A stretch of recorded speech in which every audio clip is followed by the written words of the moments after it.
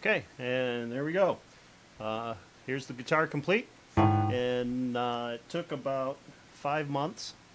I started researching it in December, and I started ordering parts in January, and here we are in May. A couple of guys asked me to do a recording, demo some of the sounds and stuff that I did on it, and so that's what I'm doing here. So this is it's a Warmoth Strat, and everything was hand selected by me. I've never built a guitar before, so I had a luthier here in town assemble it for me because I didn't want to screw it up after spending so much on parts. So, and I also had a company called TFN Technologies do the wiring harness for me because he had some really cool special stuff that he did that I was looking for.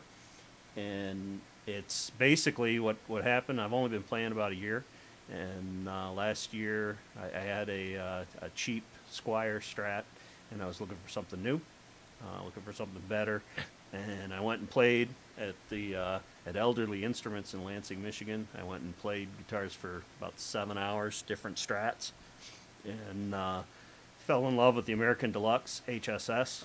It had all the features I liked. I liked the compound radius fretboard, but I hated all the finishes.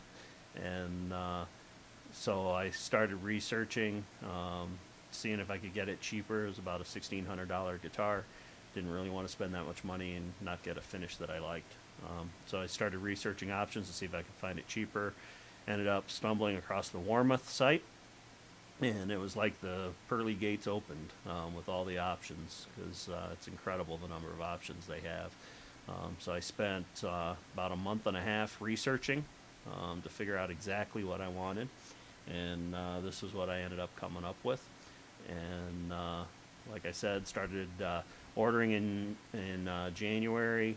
Parts started rolling in February or so, and got everything together at the end of March, and it took the luthier almost a month at Elderly to do the assembly and the final tuning and everything.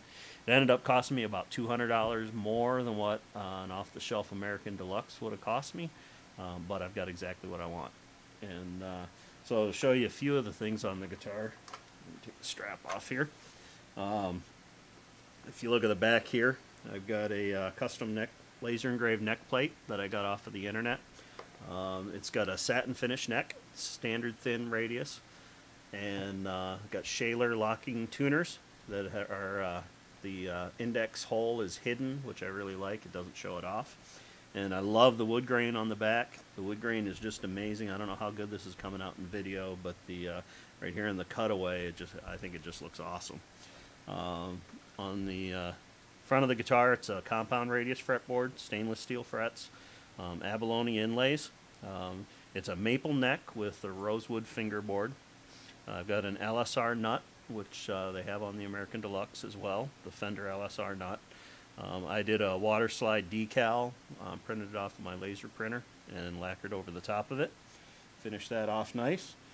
I got some deluxe strap locks on here, which I use on all my guitars.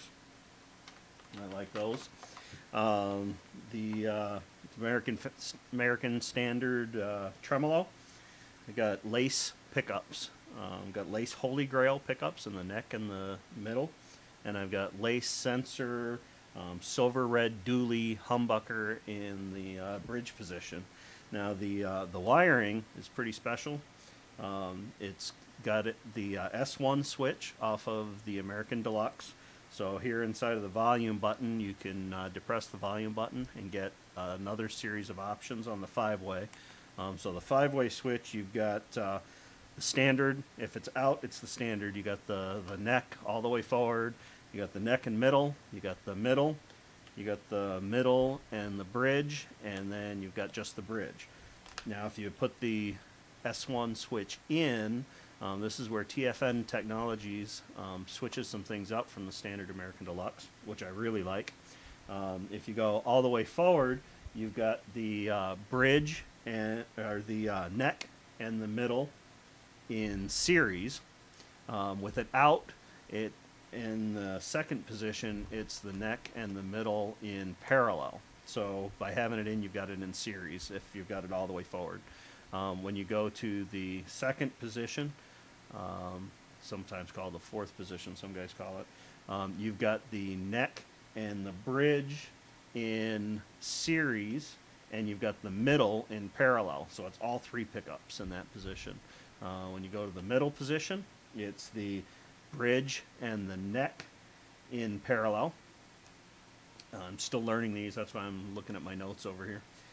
When you go to the next position back, you've got the neck, the middle, and the bridge in parallel. So you've got all three in parallel.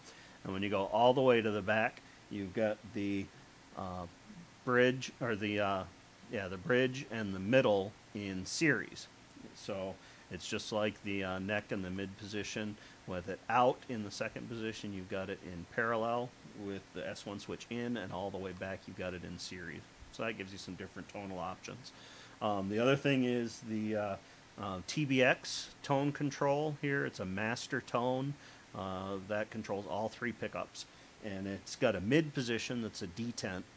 You roll it off one way and it kills the highs. You roll it the other way and it kills the lows. Gives some really cool versatility, lets you fine tune that last little bit to get the tone that you really want. And lastly, the last tone, I had him hook it up as a dual coil variable split. And so what you can do here is and it's a push-pull pod as well. If you push it in, if it's in, this controls the volume of the front half of the humbucker. So I can roll it all the way off, and I can kill the sound to the front half of the humbucker, and so I'm only running off of the back side, off of the red side of the humbucker. If I pull it out, then it goes opposite, and I'm controlling the volume of the red side.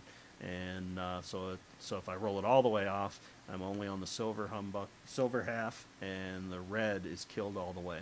Now I can also vary it anywhere from all the way off to full volume. Give some cool sound options as well.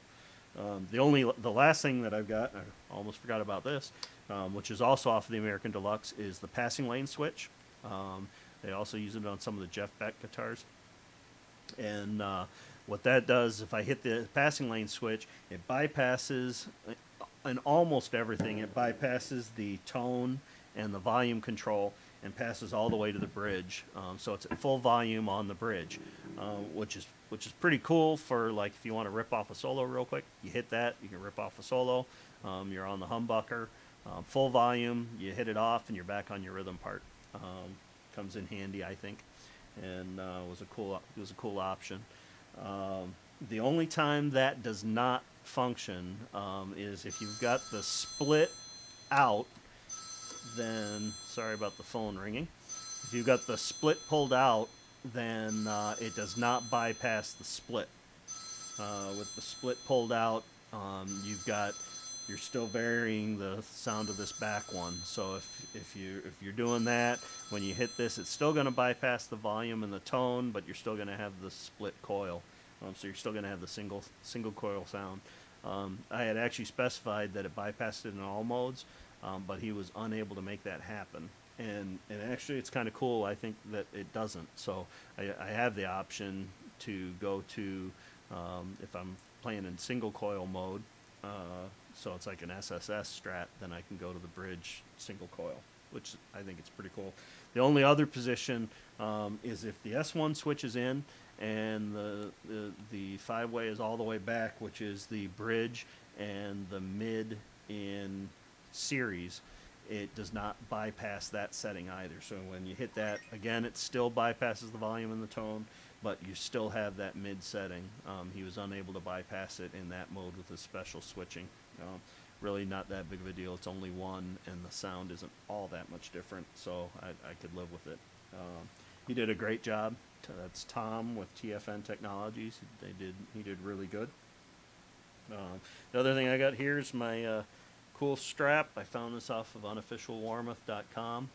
It's from a place called Double Trouble Guitar Straps, and it's a Python strap. incredibly comfortable. I had no idea my strap was as uncomfortable as it was until I picked this thing up. The body of the guitar is swamp ash, and it is a chambered body. You can't see it; it's all internal, but it's chambered, so it's really lightweight, and it makes the guitar really become alive. I can really feel the guitar moving and resonating with the strings, which I really love. So let's just do some sound demos. Like I said, I've only been playing a year, so I'm not all that great, so you'll have to forgive my playing.